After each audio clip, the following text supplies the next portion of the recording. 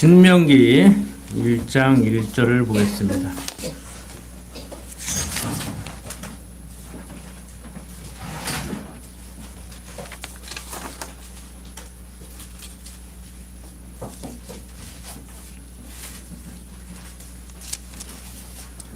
네, 신명기 1장 1절부터 8절까지를 제가 읽겠습니다.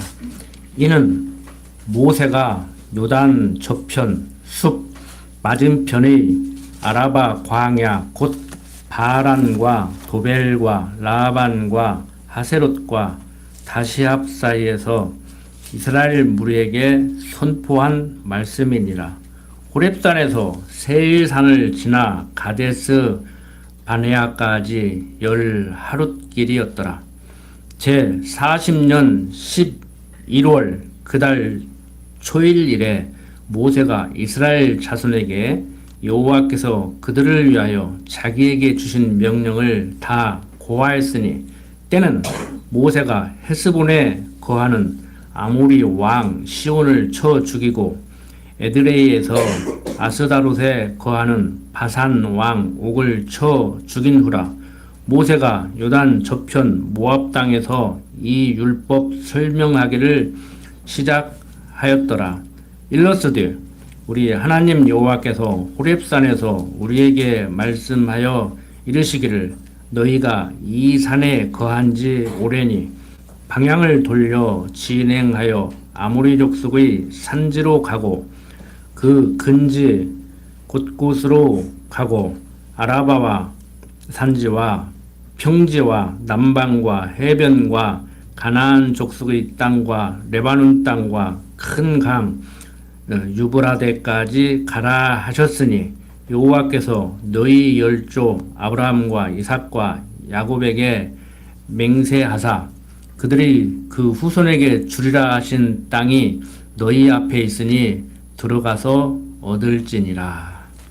자, 오늘부터 신명기서를 공부하게 되는데 이 신명기서는 이 신자가 되풀이하다 그러한 의미의 한자어입니다. 그러니까 신명기 그러면은 이미 주셨던 율법에 대해서 다시 한번 강조한다 그런 뜻이에요.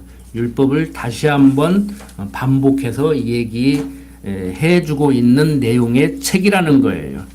그러니까 이 신명기는 출애굽 이후 40년간 광야 생활 동안에 모세를 통해서 준 이 율법을 광야에서 태어난 사람들은 20세 이상 된 사람들은 다 죽이고 여호수아와 갈렙 그리고 새로 태어난 사람만 가나안 땅에 들어가게 해준다고 그랬잖아요. 그래서 모세와 아론도 광야에서 죽게 만든다고요.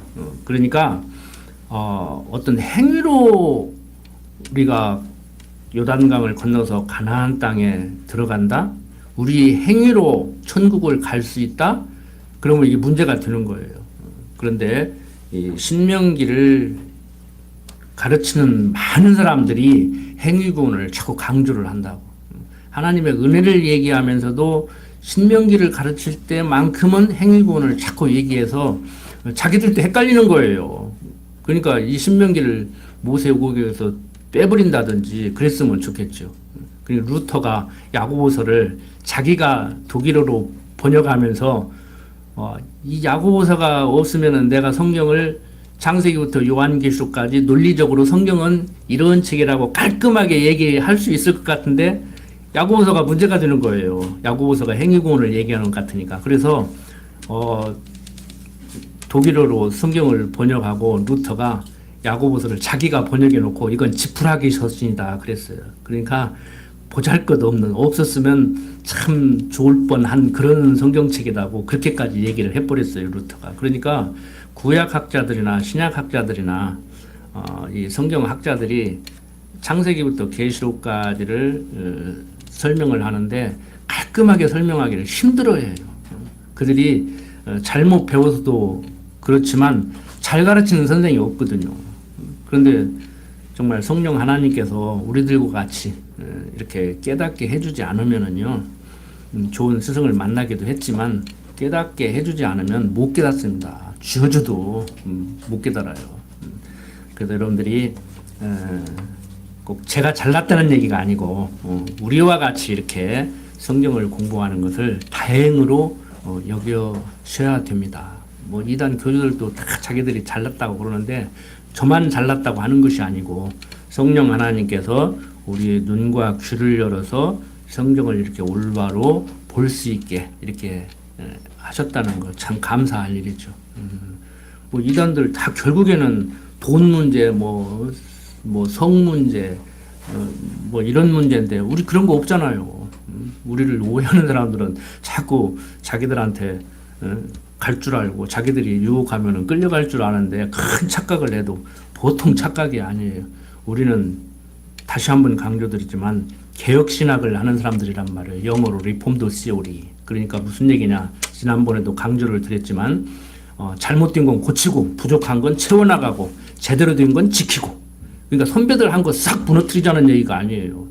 제가 신학교 수업 시간에도 이 얘기를 하니까 당신은 하는 짓이 그냥 기초공사를 다 무너뜨려버리고 막 기초공사까지 다 파내고 집을 새로 주차고 온 사람 같다고 그러는데 아니라니까. 내 말을 그렇게 못 알아들어. 현직 교수도. 아니에요. 선배들이 기초 탄탄하게 해놓은 거 그대로 놔두고 잘 쌓아 올린 거 그대로 놔두고 부족한 건 헐고 다시 채우고 좀 창문을 크게 내야 되는데 조그맣게 낸 것은 뜯어 고쳐서 좀 고치고 이렇게 하자는 거란 말이에요. 그래서 개혁신학이에요. 개혁신학. 말은 개혁신학이 좋은 거라고 다 개혁신학 하는데 가만히 가서 같이 놀아볼까 하고 라고 한번 친구 삼아서 놀 수 있는 거 하고 가서 세미나에 참석해 보면은 복음주의 신학이에요. 이게 복음주의 신학하면 굉장히 복음적인 것 같죠? 영어로 에반게리온이라고 그래요. 그런데 그건 너도 옳고 나도 옳고 요즘 분위기가 사도신경 같이 고백하고 주기도문 같이 고백하면 다 우리 편이라고 하자. 그게 복음주의예요. 개혁신학은 칼빈 아니라 천하 없는 사람이 얘기해서도 성경에서 벗어났으면 고치고 부족하면 채우고 하자는 것이 개혁신학이에요. 그래서 리폼도 시오리라고 하고 리폼한다. 어렵게 생각하지 마세요. 뭐 영어 모르신다고 나이 드신 분들 어렵게 생각하지 마세요. 옷 수선하러 가시면 리폼 해주세요 그러잖아요. 그 영어예요. 리폼. 뜯어서 고친다는 거야. 옛날 구식 디자인이니까 좀 호주머니도 없애고 여기다 단추 자크로 좀 바꾸고 이렇게 리폼한다 그런 말이에요. 고친다. 뭐 옛날 구닥다리 그대로 입고 다닐 거냐고. 신상은 못 사 입어도 좀 깔끔하게 고쳐 입으면 멋있잖아요. 같은 옷인데. 그게 우리들이 추구하는 신학입니다. 저를 오해해도 보통 오해하는 게 아니라니까. 현재 교수들도 오해를 하더라니까. 그거 아니에요. 절대 아닙니다. 자, 왜 서론적으로 했던 말씀을 또 반복하는가 하면 이제 이유를 알 거예요. 자, 이 신명기라는 것은 한자어로 되풀이해서 가르친다라는 의미를 가지고 있는데 원래 이 책 이름은 처음부터 있었던 게 아니에요. 글 쓴 사람이 신명기라고 제목을 붙여놓고 글을 쓴 것도 아니고 이제 옛날 그 파피루스에 기록돼 있던 그 성경책이 이렇게 발견이 되고 이제 그러면서 이제 이 성경에 대한 연구가 활발해지게 됐는데 이 히브리 제목은 그러니까 이스라엘 말, 옛날 이스라엘 말입니다. 요즘 이스라엘 말이 아니고 요즘 우리가 쓰는 한자가 중국어가 아니듯이 한자는 옛날 고대 한나라 글자거든요. 그래서 지금 중국 사람들 한자 쓰면 잘 몰라요. 저보다도 모르더라고. 중국어가 아니기 때문에.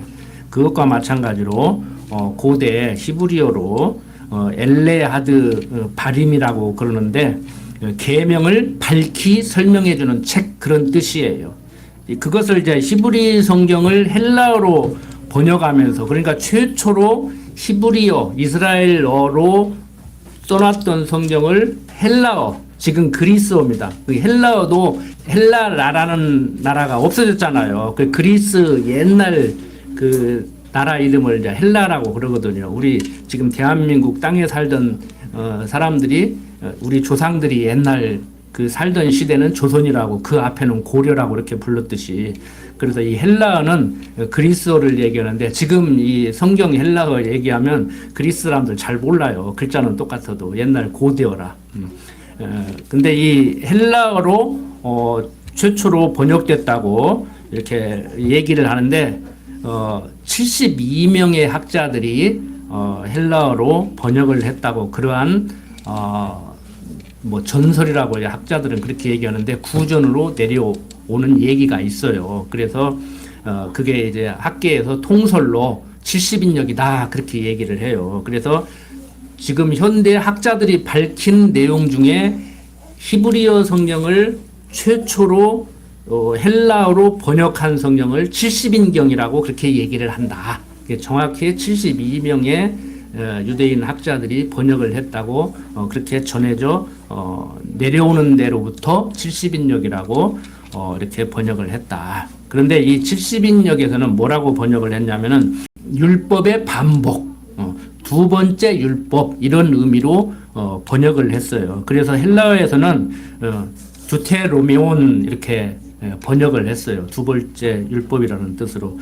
그래서 그것을 이제 받아들여 가지고 그걸 이제 독일어로, 영어로, 프랑스어로 이렇게 번역을 하면서 두테노미 이렇게 발음을 합니다. 이렇게 영어로 말하면 두테노미 이렇게 얘기를 해요. 그러니까 다시 뒤풀이해서 가르치는 책 이렇게 율법을 다시 뒤풀이해서 가르치는 책 이런 의미입니다. 그러니까 지금 신명기는요 출애굽기부터 민수기까지 배웠던 율법의 내용을 다시 한번 재정리를 한다고 이렇게 생각하시면 됩니다. 이것을 건너뛰어버릴까 말까 하다가 되도록이면 간략하게 요약을 해서 정리를 해드리려고 이렇게 생각하고 있습니다. 그러니까 이 70인역이 번역이 되면서 이게 3세기 중엽 그러니까 200 몇 년 되지요. 한 250년 정도.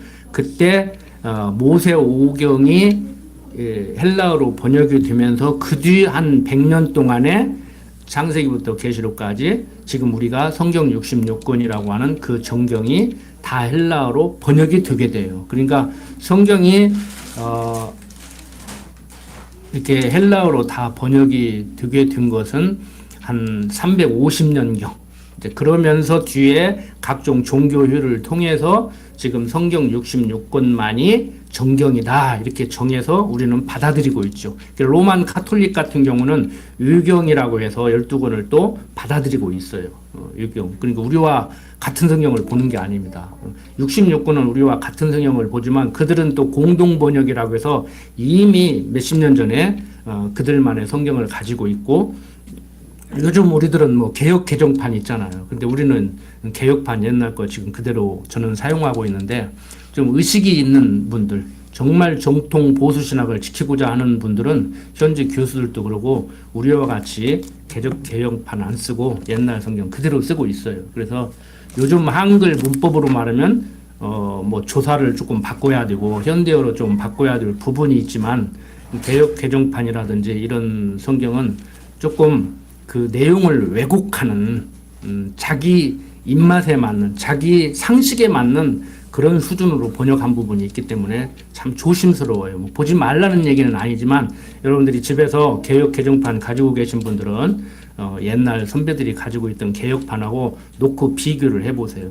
읽으면은 이해하기 쉽기는 해놨는데 그게 이해하기 쉽다는 얘기가 좋은 의미가 아니고 내용을 살짝 바꿔서 자기 상식 수준으로 이해하기가 좋게 만들어 놨다고. 그러니까 신학적으로 얘기하면 알미니안주의식으로 그렇게 만들어 놨어요. 하나님은 내 뜻과 상관없이 당신 뜻대로 섭리한다. 여기에 초점을 맞춰야 되는데 내가 어떻게 하기에 따라서 하나님이 그렇게 하시는 분 같이 그렇게 해주려고 하다가도 내가 그렇게 안 하면은 마음을 싹 바꿔가지고 다르게 하시려는 분 같이 이런 식으로 자꾸 번역을 해놨다고. 그래서 요즘 새로 나오는 번역판들 참 조심해야 됩니다. 우리가 우리 총회에서 우리 성경으로 채택했던 그 바른 성경도 마찬가지예요. 현재 국어 선생들이 참여를 했다고. 바른 성경의 장점이라고 하면은 현재 국어 선생들이 참여를 해서 중고등학교 학생들에게 가르치기가 참 좋은데 그것도 조금 문제되는 부분들이 있어요. 그러면 그것도 문제 있고 저것도 문제 있고 네 성경만 문제 있냐 그러는데 그렇게 얘기할 수가 있는데 내 성경만 올바른 것이 아니고 옛날 개혁판이 현대어로 고쳐야 될 부분이 있기는 있지만 그래도 신학적으로 보면은 우리 그 선교사들이 우리에게 성경을 이렇게 번역을 해서 줬는데 한국말을 어떻게 이렇게 잘 배워가지고 그렇게 잘 번역을 해줬는지 정말 헬라어 원문에 가까울 정도로 히브리어 원문에 가까울 정도로 그렇게 번역을 잘해줬어요. 이 감사한 일이죠. 이 한국의 복이 그거예요. 한국 기독교인들 입장에서 복이 그거라고. 그 외국어 얼마나 힘들어요. 그런데 중국으로 들어왔던 선교사들이 중국에서 작업을 하면서 이제 창세기부터 번역을 해서 한국에 들어왔는데 100년도 넘은 이 성경이 기가 막히게 번역이 잘 됐다. 히브리어, 헬라어 원문에 가깝게. 구약 성경은 처음부터 히브리어로 써졌고 70인의 그 번역자들이 헬라어로 번역을 했고 신약 성경은 처음부터 헬라어로 썼습니다. 신약 성경은 처음부터 구약 성경과 같이 히브리어로 쓴 게 아니고 구약 성경은 처음부터 히브리어로 썼고 신약 성경은 처음부터 헬라어로 써졌어요.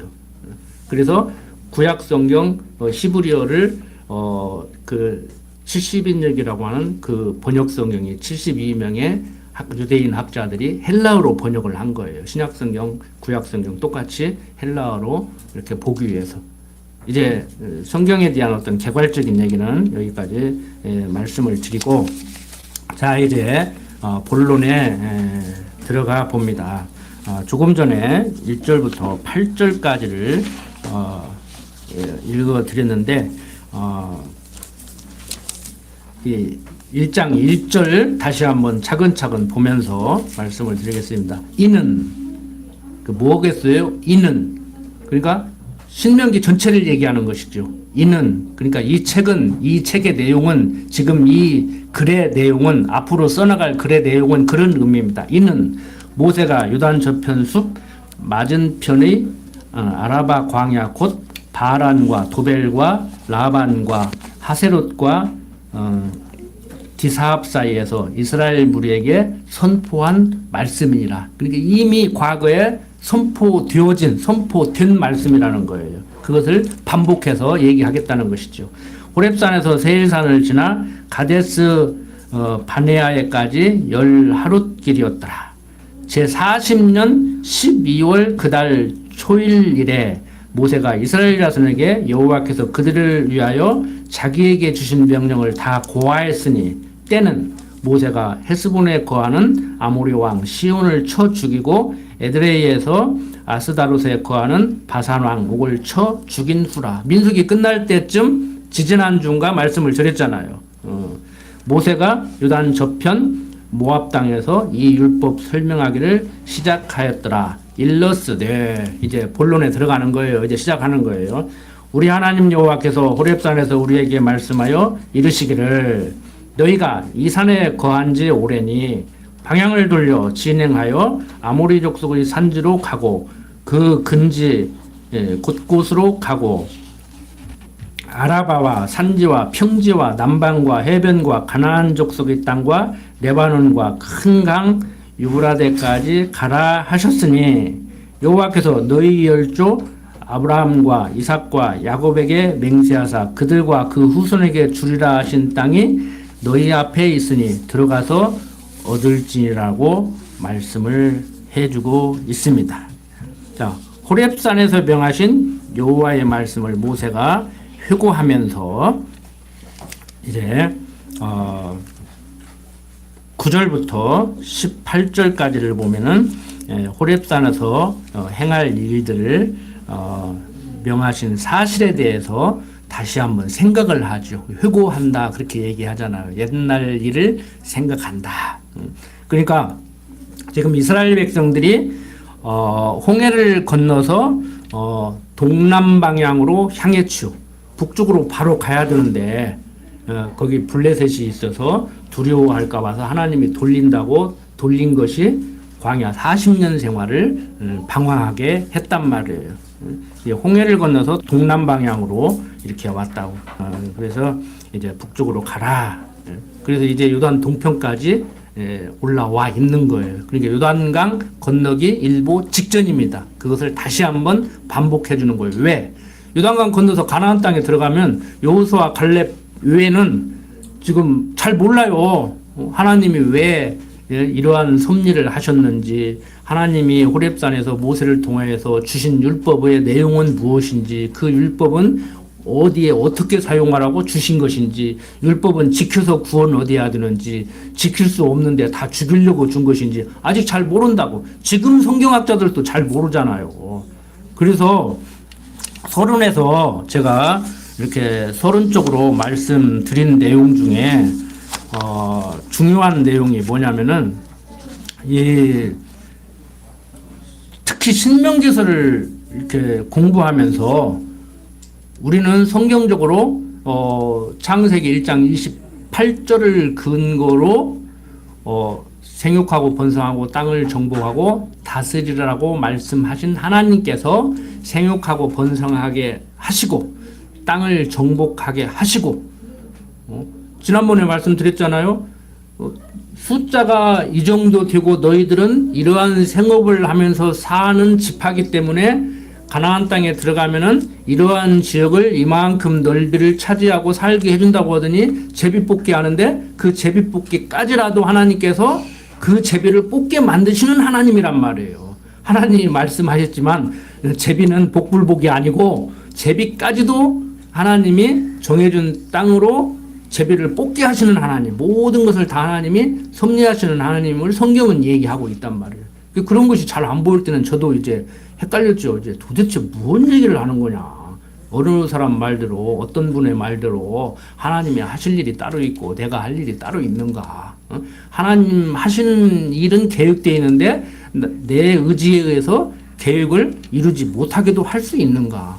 하나님이 무엇을 해주려고 하시다가도 내 행위에 따라서 마음을 바꾸시는 하나님인가, 이런 것을 굉장히 혼란스러워했단 말이에요. 저는 그러다 보니까 이제 신학을 공부하고 이렇게 강대상에서 성경을 가르치게까지 됐는데, 참 제대로 가르치는 분이 있으면 그냥 세상 편하게 살 건데 어떤 때는 육신적인 생각이 발동할 때는 이게 뭐 하는 짓인가, 내가 어쩌다가 이 길을 가게 됐는가, 이런 생각을 할 때가 있어요. 솔직히 그렇다고 목표를 후회하고 그런다는 얘기는 아니고 잘 새겨서 알아들으십시오. 그래서 근데 그것까지라도 하나님이 나로 하여금 살게 하는 거니까, 인간적으로는 이게 내가 할 짓인가 하는데 하나님은 그게 네가 할 짓이다 그러시죠. 성경 인물 한번 보십시오. 가끔가다 내가 강조드리지만 아브라함이 자기 인생을 그렇게 살고 싶었습니까? 야곱이 자기 인생을 그렇게 살고 싶었습니까? 모세가 자기 인생을 그렇게 살고 싶었습니까? 다윗이 자기 인생을 그렇게 살고 싶었습니까? 사울이 자기 인생을 그렇게 살고 싶었습니까? 사울 왕 세워준다고 하니까 나 안 한다고 그랬어요. 바울이 인생을 그렇게 살고 싶었습니까? 어떤 분의 말대로 예수님도 인생 그렇게 살고 싶지 않았다니까. 인간적으로 얘기하면은 할 수만 있으면 이 잔을 내게서 옮겨달라고 그러잖아요. 십자가에 달려 죽기 싫다는 거요. 인간적으로 얘기하면. 그렇지만 내 뜻대로 마옵시고 아버지 뜻대로 하셔야지요. 기꺼이 달리겠습니다. 그랬잖아요. 그러니까 육신적인 그러한 표현, 육신적인 생각이 따로 있고 성령의 소유가 따로 있는 게 아니고, 인간들의, 하나님을 모르는 인간들의 보편적인 생각대로라면 그렇다는 얘기예요. 그런 차원에서 제가 말씀을 드리는 것이지. 자, 어떤 사람들이 막 바울을 보는 것 같다 그러고 막 당신은 진짜 목회자 같다 그러면은 말은 고맙다고 하지만 속으로는 네가 바울을 알고 이렇게 얘기하냐, 목사가 어떻게 해야 되는지를 네가 뭐 정해놨냐 한자 그러고 쓴웃음을 짓는데, 여러분들 마찬가지입니다. 여러분들 신앙생활 행복하십니까? 세상 사람들이 볼 때는 저거 바보 아니야 어떻게 저 행복할 수가 있지 그러는데, 세상 사람들은 뭐라고든지 간에 여러분들은 행복하셔야 돼요. 이유 없어요. 행복 안 하시면 지금도 어리든지 아직 덜 컸든지 뭐가 좀 문제가 있는 거요. 신앙적으로 병들은 거예요. 아, 육신이야 어차피 후패해 간다니까. 나이 먹어가면은 뭐 생물학적으로 뭐 서너 살 먹으면은 이렇게 좀 성장하다가 이제 뭐 호르몬 분비도 바뀌고 이렇게 늙어간다고 그러잖아요. 인간적으로 얘기하면 죽어가는 것이죠. 그런데 우리는 그렇게 얘기하면 섭하니까 그냥 익어간다고 그렇게 얘기하잖아. 익어간다고. 아, 벼도 익어가면 나락 떨어지고 땅에 묻히고 또 새싹 나고 그런 거 아니에요. 그래서 여러분들이 나이 들어가는 거, 세상 말로 늙어가는 거 이런 것을 서글퍼하고 속상해하고 두려워하고 막 그러시면 안 돼요.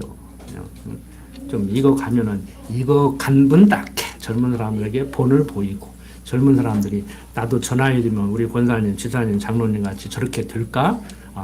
되고 싶어. 나 닮고 싶은 롤 모델이 있어. 뭐 근본적으로는 예수님이지만 인간적으로 저 권사님, 저 장로님, 저 집사님만 같으면 성공한 거지요. 뭐 인생 성공이라는 게 다른 게 있겠습니까? 단 한 사람이라도 나를 닮고 싶다는데. 그래서 대단한 거 너무 생각하지 마시고 참 어떻게 보면 소박하게 살아갑시다. 정말 하나님 알고.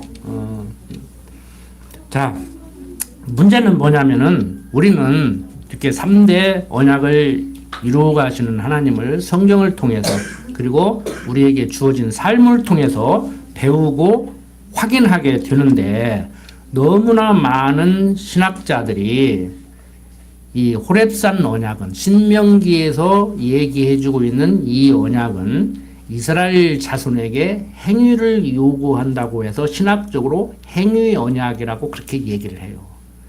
그러니까 우리만 그렇게 얘기하는 것이 아니고 일부 보수 신학자들이 좀 숫자가 그렇게 적지는 않아요. 무슨 소리냐?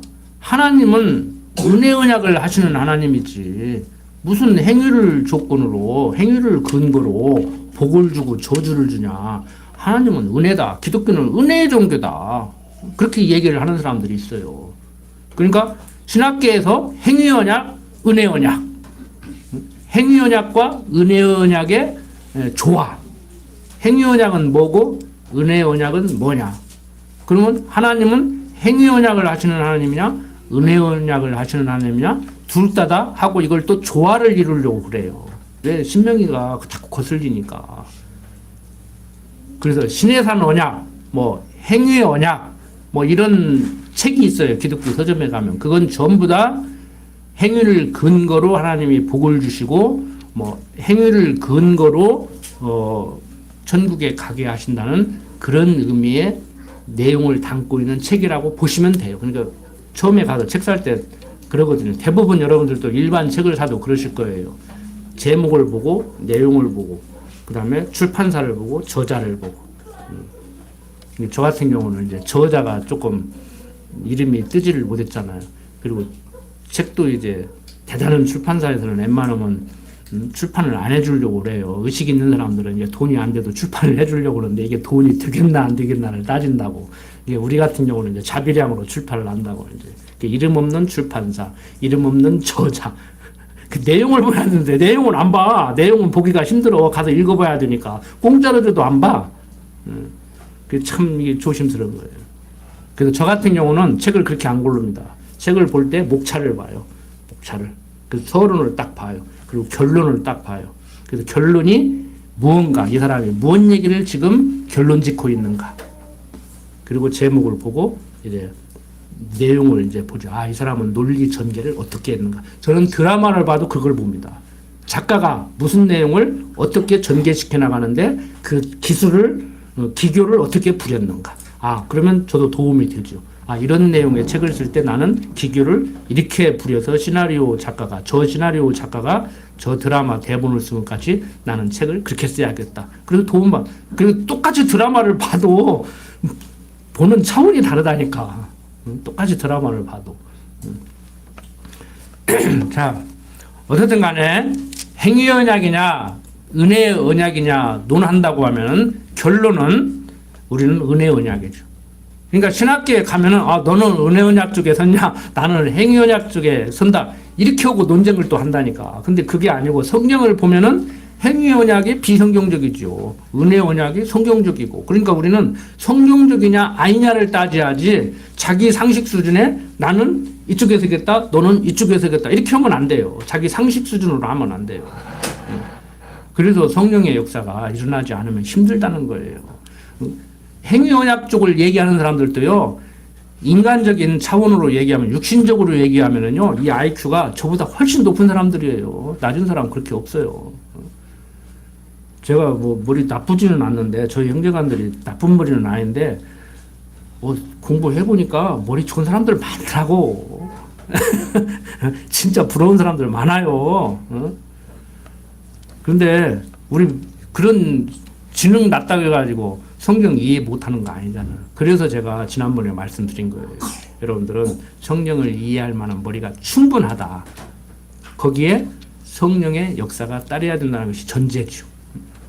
다시 한 번 말씀드리지만 영어 1시간 보면 갔다 와서 줄줄줄줄 얘기하잖아요. 근데 책 몇 페이지를 읽고 왜 얘기를 못하냐고. 근데 희한하지? 그게 은사요. 그게 은사라고. 어쩔 수 없어요. 생긴 대로 노래해야지. 타고난 대로 노래해야지. 하나님이 만들어 놓은 대로 살아야지. 어쩔 거냐고. 그걸 인정하기 싫으니까 괴로운 거지. 여러분들 행여라도 특히 우리 젊은 집사님들, 우리 젊은 학생들, 우리 교사 선생님들 잘 가르쳐야 돼요. 철학자들도 하는 얘기예요. 하나님을 모르는 철학자들도 하는 얘기예요. 니체같이 신은 죽었다고 얘기하는 사람도 하는 얘기예요. 이 땅에 쓸모없는 사람 하나도 없어. 쓸모없는 사람 하나도 없어. 다 쓸모 있으니까 이 땅에 태어나게 한 거예요. 뱃속에서부터 창의를 가지고 태어난 사람도 마찬가지예요.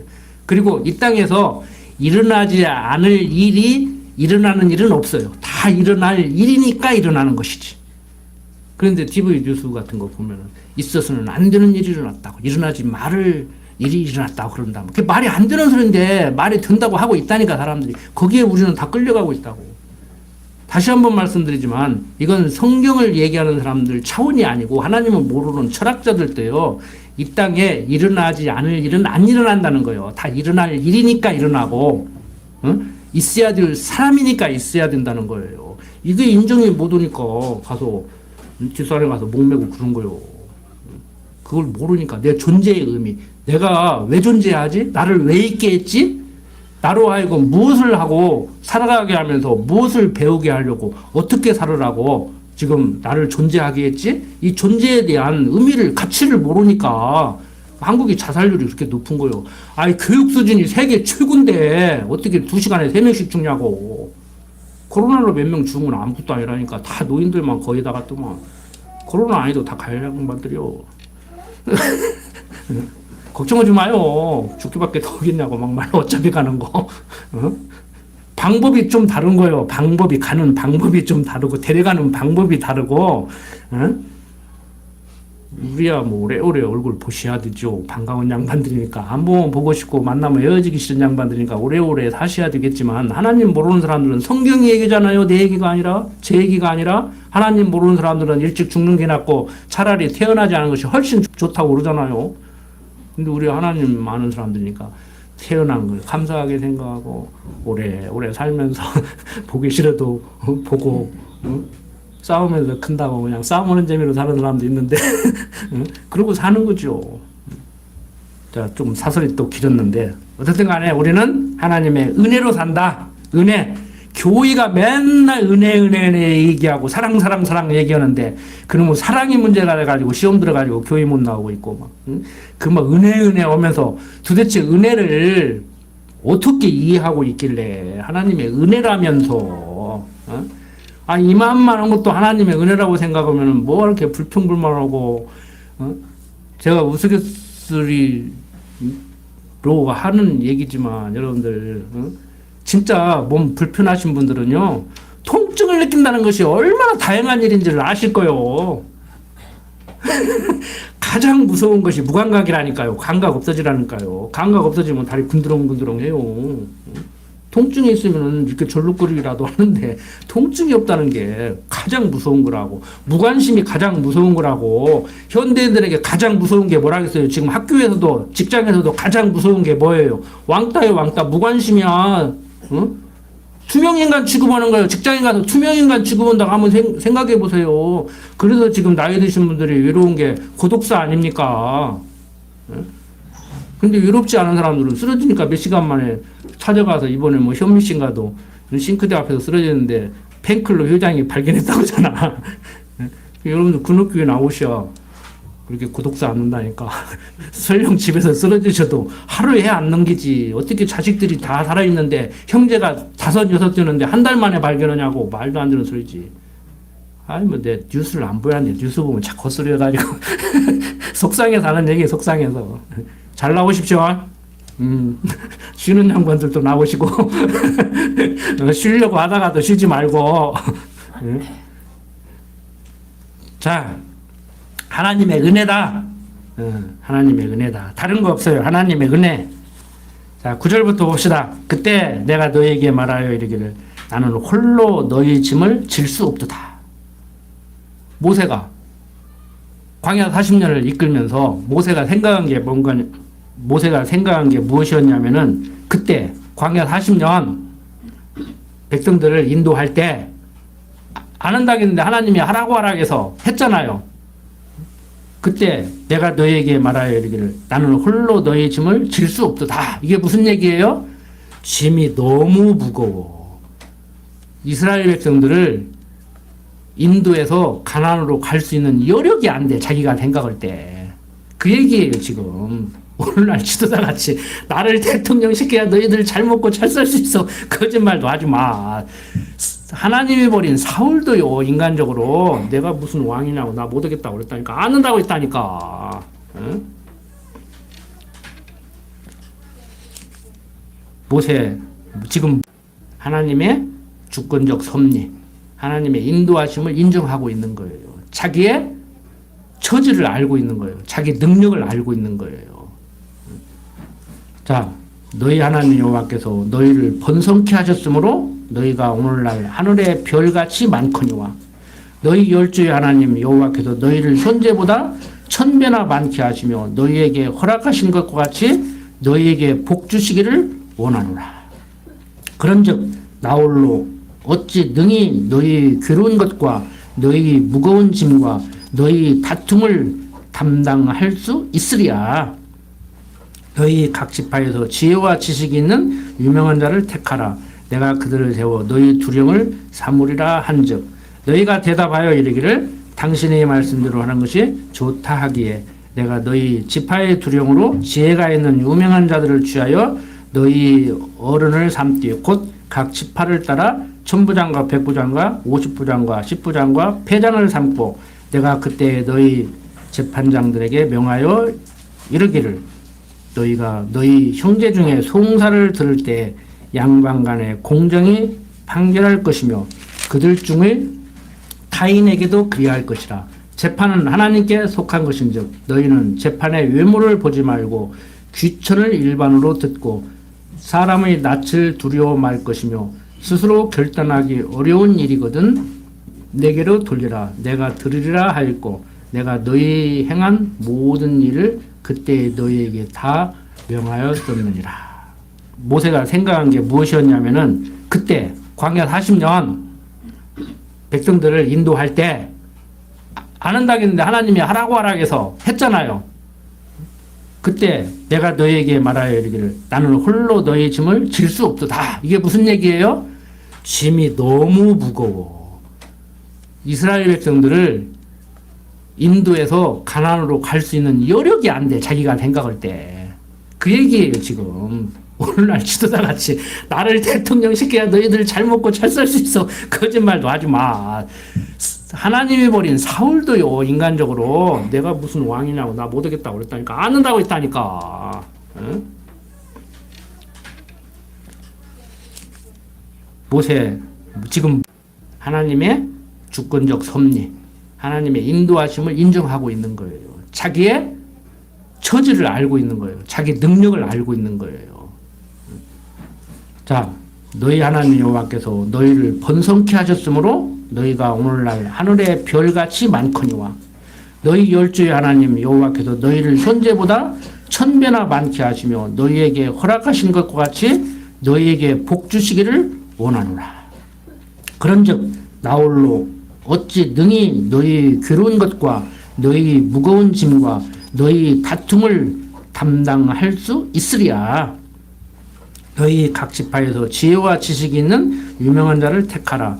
내가 그들을 세워 너희 두령을 삼으리라 한즉 너희가 대답하여 이르기를 당신의 말씀대로 하는 것이 좋다 하기에 내가 너희 지파의 두령으로 지혜가 있는 유명한 자들을 취하여 너희 어른을 삼되 곧 각 지파를 따라 천부장과 백부장과 50부장과 10부장과 패장을 삼고 내가 그때 너희 재판장들에게 명하여 이르기를 너희가 너희 형제 중에 송사를 들을 때 양방 간에 공정히 판결할 것이며 그들 중에 타인에게도 그리할 것이라. 재판은 하나님께 속한 것인즉 너희는 재판의 외모를 보지 말고 귀천을 일반으로 듣고 사람의 낯을 두려워 말 것이며 스스로 결단하기 어려운 일이거든 내게로 돌리라. 내가 들으리라 하였고 내가 너희 행한 모든 일을 그때 너희에게 다 명하였었느니라. 자, 모세가 취한 방법이 뭐예요? 당신 혼자 감당하기 싫으니까 어떻게 보면 육신적인 생각이 곁들여진 생각이라고도 할 수 있어요. 보기에 따라서. 전반적으로 볼 때 모세가 하나님의 능력을 인정하고 자기 부족함을 인정하게 됐다는 얘기지 이 과정만큼은 내가 감당하기 힘들어. 그러니까 어떻게 했어요? 대표들을 뽑아서 요즘 말하면 민주공화제를 한 거지 쉽게 말해서.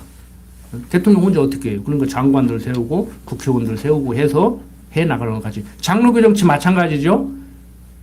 성경에 보면은 말씀 전하는 자가 말씀에 전념하기 위해서 집사들을 세워서 교회 살림살이를 담당하게 했잖아요.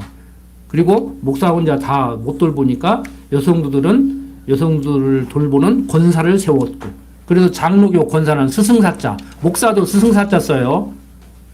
감리교 권사는 장로교 서리입서는 한 가지예요.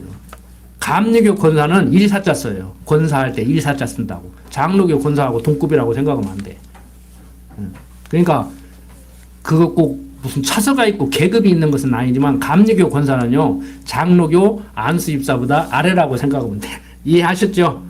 그렇게 쉽게 설명해야 빨리 이게 들으지 신학적으로 얘기하면 복잡하다고 이게. 장로교 권사는 스승사다. 목사가 여성들을 살피는데 같이 1대1 되면은 뭐 요즘같이 막 또 성추행 시끄러운 때 안 된다고. 같이 뭐 사모도 없는데 권사님 차 태웠다가 또 허벅지를 만졌느니 안 만졌느니 어떤 양반같이 구설수에 오르면은 이 복잡해진다고. 그러니까 그 권사가 같이 이제 신방을 가고 권사하고 둘이 가도 안 돼. 뭐 사모 뛰고 권사만 데리고 가는 목사인데 그러면 안 돼. 사모가 꼭 있어야 돼. 그래서 옛날에는요 목사가 사모가 먼저 세상 떠나면요 교회에서 강제로 결혼시켰어요. 요즘이야 뭐 총각 목사도 있고 홀로 있는 목사도 있고 그런데 옛날 선배들이 잘한 거라고. 그 옛날 왕들도 그랬잖아요. 여자 없어도 된다고 중전 없으면 안 돼. 그건 부인이냐 아니냐 뭐 법을 따져서 뭐 생물학적으로 여자가 있어야 되고 그런 문제가 아니고 왕에게는 중전이 있어야 돼. 허수아비라도. 그 중전 딱 앉혀놓고. 그러니까 옛날 우리 선배들은 목사에게는 사모가 있어야 되니까 목회를 하려면은 그 장가 안 가려면 상처 있는데 강단 내려가라. 그래 버렸다고. 요즘은 세상이 이상하게 돼가지고 이제 그렇게 앉는데 우리 선배들이 잘한 거예요. 그런 것은. 자, 장로교 시스템에 대해서 여러분들이 아셔야 돼. 자, 뭔 얘기다 얘기가 버렸어? 자, 이렇게 모세가 이제 대표들을 세워서 이제 뭐 50부장, 100부장, 1000부장을 세워서 이렇게 다스려 나가고 결정하기 힘든 것은 나한테 가지고 와라 이렇게 했죠.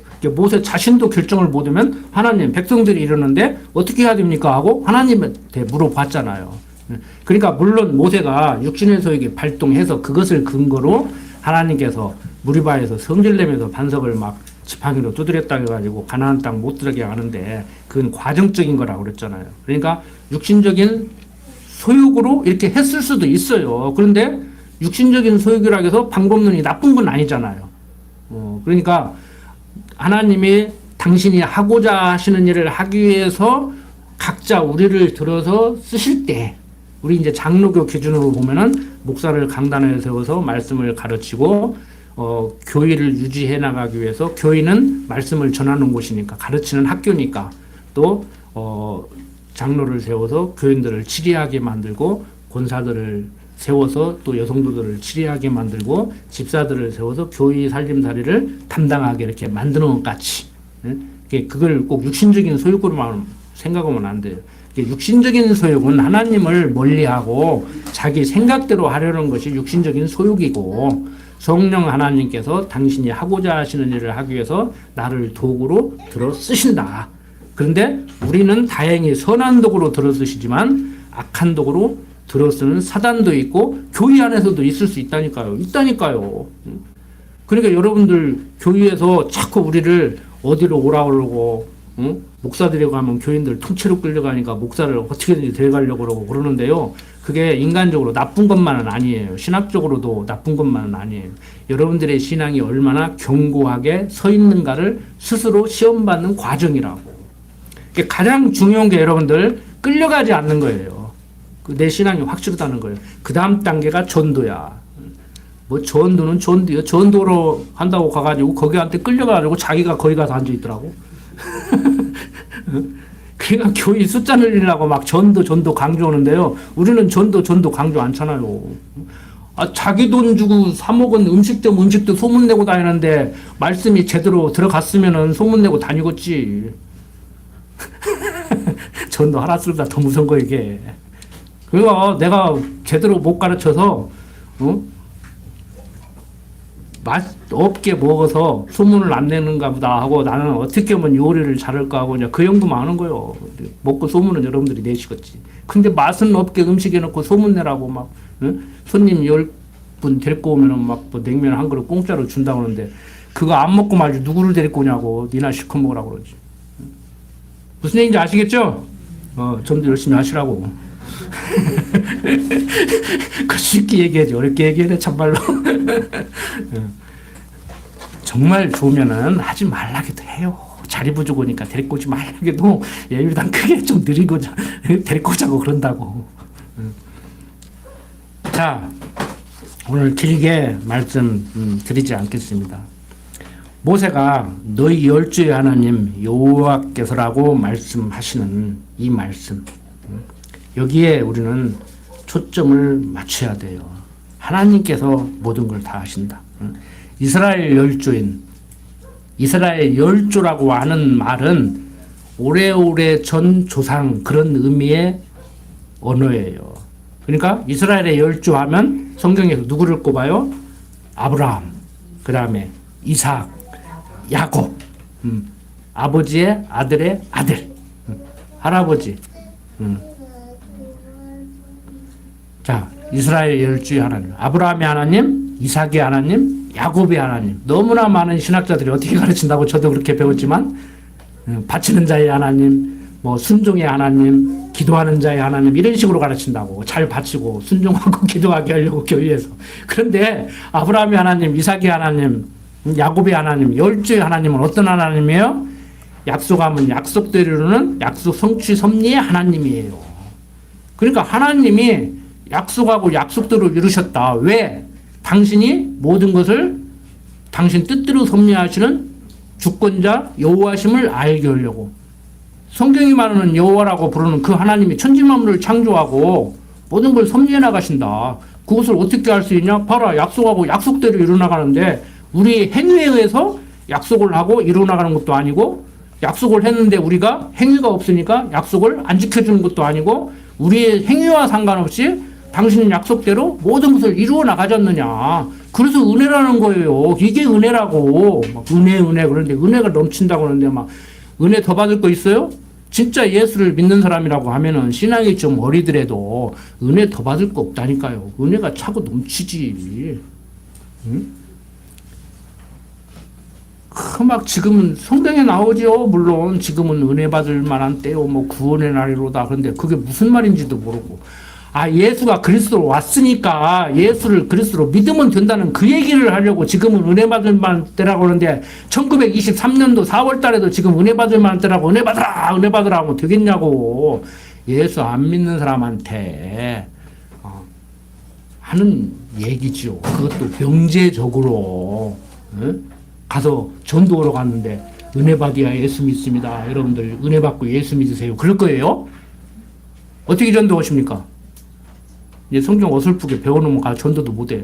어떻게 전도하실 거냐고 가서 분업교회 나오라고 성경 잘 가르친다고 하는데 그냥 밑도 끝도 없이 군옥교회 나와 성경 잘 가르쳐. 그럴 거예요? 복음을 전할 때는 하나님에 대해서 여러분들 유치부, 초등부 교육하듯이 전지만물을 지으시고 섭리하시는 하나님, 성경은 이러이러한 하나님을 얘기하고 있다. 인생 살아보니까 그 하나님이 정말 내 인생을 주관하더라. 여러분, 당신 지금 하나님 몰라도, 어른들한테 하는 얘기예요. 어른이 어른한테. 하나님 몰라도 인생 내 맘대로 안 되지 않는 거 인정하지 않느냐. 왜 그런 줄 아느냐. 성경은 얘기한다. 천지만물을 지으시고 섭리하신 하나님이 당신 모든 뜻대로 섭리해 나가는데 우리가 그걸 몰랐을 때는 이만저만해서 이렇게 하려고 했는데 성경을 공부해 보니까 정말 그렇더라. 아, 정말 성경은 진리더라. 그렇게 전도하는 거예요. 이제 와서 이제 듣고 보니까 이제 예수 믿고 정말 내가 아무개를 통해서 교회로 인도된 것이 참 감사하고 할 때 이제 그것을 이제 어떻게 해서 그렇게 된 줄 아느냐. 그 양반한테 감사하고 평생 은혜 갚는다고 명절 때마다 선물 들고 가는 건 좋지만 성경은 이렇게 얘기하는데 그게 하나님의 은혜고 하나님의 작정하신과 예정하신 가운데 보낼 자를 보내서 그렇게 전하게 했고 당신 들을 귀를 열어서 듣게 한 것이다. 그래서 육신적으로는 당신을 군옥교회로 인도한 아무개 씨한테 그렇게 감사하게 생각하는 건데 이게 다 하나님의 은혜 가운데 된 것이다. 그때 가서 하는 거예요. 그때 가서 전도로 가서 하지 말고 무슨 얘기인지 아시겠죠? 배운 거 다 갖다 써먹으려고 하지 말라니까. 여러분들은 그렇게 안 하시겠지만 그 전도는 테크닉도 가르치긴 해야겠더라고. 어떤 교회는 전도는 테크닉만 가르치잖아요. 막 이슬비 전도학교 뭐 이런 거 막 하잖아요. 근데 우리는 테크닉을 앞세우는 것은 아니고 목사님 전도하고 싶은데 가서 뭐라고 해야 돼요? 물어보면 개인지도 할게요. 이제 코로나도 풀렸으니까 이제 오후 시간 혹시 남아서 이제 가기 싫고 더 얘기하고 싶으면 이제 그런 얘기 하자고 그런 얘기 하자고 모여서 어느 친구를 하나 데리고 와야겠는데 잘 안 된다. 누가 시험 들어가지고 출석을 안고 있는데 나오게 해야겠다. 옛날 출석에도 안 나오는 양반이 있으면 어떻게 해야 되는가. 그런 방법 내가 알려줄게. 방법. 기가 막히게 알려줄게. 간단해요. 어려울 거 없어. 한두 마디면 끝나. 자, 여러분들 우리는 하나님의 은혜로 구원한다. 오늘을 사는 우리들이 이만만한 것도 하나님의 은혜다. 이것만 생각하시면 오늘 1시간 같이 모여서 말씀을 나눈 보람이 있지 않겠는가. 다른 거 다 그만두고 하나님의 은혜다. 은혜가 무엇인지를 제대로 이해했으면 하는 마음으로 오늘 마칩니다. 기도합시다. 아버지 하나님, 세상 되어져가는 거 정말 하나님의 은혜로 이렇게 되고 있음에도 많은 사람들이 내가 무엇을 했기 때문에 내가 해야만이 이렇게 되는 줄 알고 살고 있습니다. 그러다가 지치고 좌절하고 절망하고 세상을 떠나기까지 하는 이러한 어리석은 일들이 벌어지고 있습니다. 우리 군옥교회 지체들 한 사람 한 사람 정말 하나님의 은혜를 깨닫고 살아가는 그러한 신실한 성도로 살아가게 하여 주시옵소서. 어떠한 상황 가운데서도 좌절하지 않고 절망하지 않게 하여 주시옵소서. 우리 연로하신 우리 성도님들 건강 때문에 힘들지만 그 가운데서도 심령의 편안한 만큼은 잃지 않도록 하여 주시옵소서. 우리 어린 자녀들 세상 살아가면서 앞이 캄캄할 때가 있습니다. 그때마다 하나님이 친히 함께 하시면서 앞서 인도하심을 깨닫고 자신만만하게 당당하게 살아갈 수 있도록 하나님 인도하여 주시옵소서. 부족한 종 예수님 이름으로 기도드립니다. 아멘.